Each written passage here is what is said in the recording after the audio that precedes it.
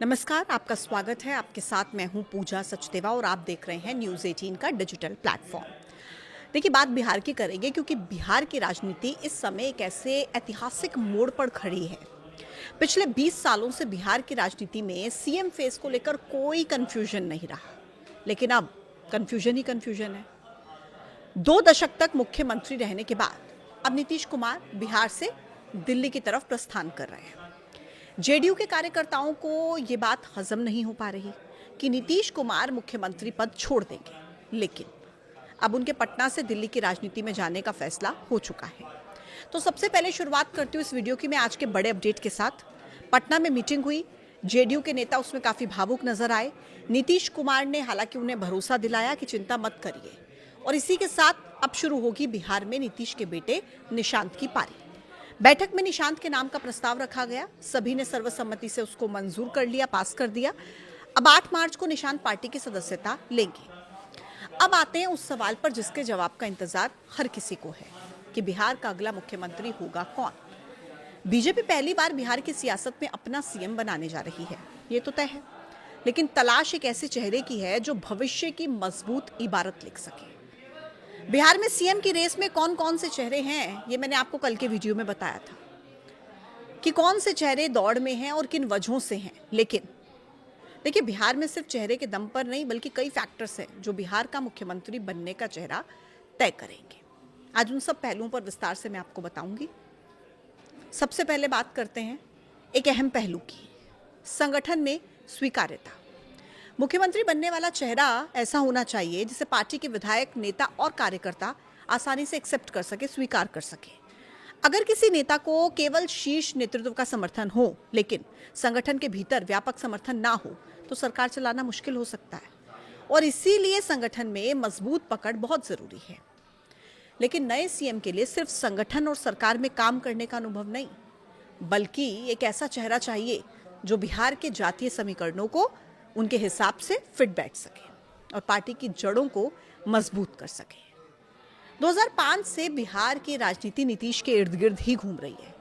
अब एक ऐसे चेहरे को पार्टी की तलाश है जिसका सियासी कद नीतीश कुमार की तरह हो और बिहार में पार्टी की सियासी जड़ें जमा सके, क्योंकि बिहार एक ऐसा राज्य है जिसे बीजेपी अपने दम पर नहीं जीत पाई।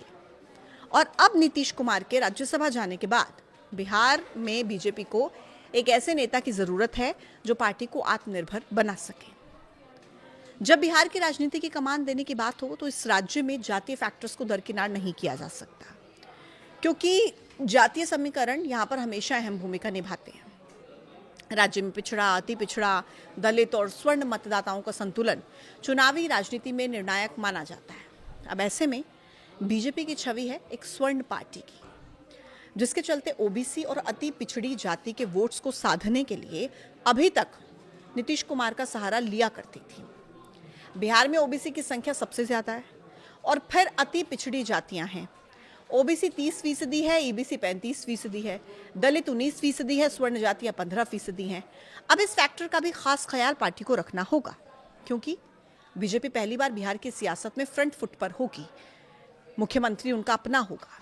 जेडीयू को साथ कर रखना ये एक बड़ा चैलेंज भारतीय जनता पार्टी के सामने, क्योंकि नीतीश के राज्यसभा जाने की खबर के बाद से जेडीयू के कार्यकर्ता काफी नाराज हैं, भावुक हैं।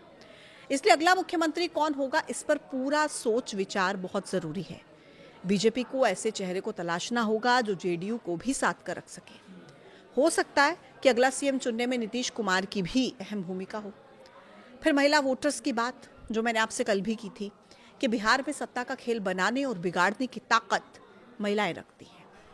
पिछले अगर 2 चुनाव से आप देखेंगे तो एनडीए की जीत और सत्ता की वापसी में सबसे बड़ा फैक्टर अगर कोई रहा है तो वो है महिला मतदाता। महिलाएं बिहार में नीतीश कुमार के चेहरे पर ही एनडीए को वोट देती रही हैं।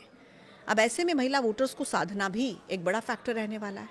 कुल मिलाकर बिहार में बीजेपी को इस तरीके से अपना सियासी आधार खड़ा करना है जो फ्यूचर में पार्टी को मजबूती दे सके, क्योंकि पार्टी को मजबूती देने के लिए एक मजबूत मुख्यमंत्री की जरूरत है। और ये भारतीय जनता पार्टी के सामने एक बड़ा चैलेंज कि बिहार का अगला मुख्यमंत्री किसे चुना जाएगा। इन तमाम फैक्टर्स जिनका मैंने अभी जिक्र किया इस वीडियो में, इन तमाम फैक्टर्स को ध्यान में रखते हुए किसे मुख्यमंत्री के पद पर बिठाया जाएगा, ये देखना काफ़ी महत्वपूर्ण रहेगा। आपकी क्या है राय, कमेंट बॉक्स में ज़रूर बताएं। देखते रहिए न्यूज़ 18। नमस्कार।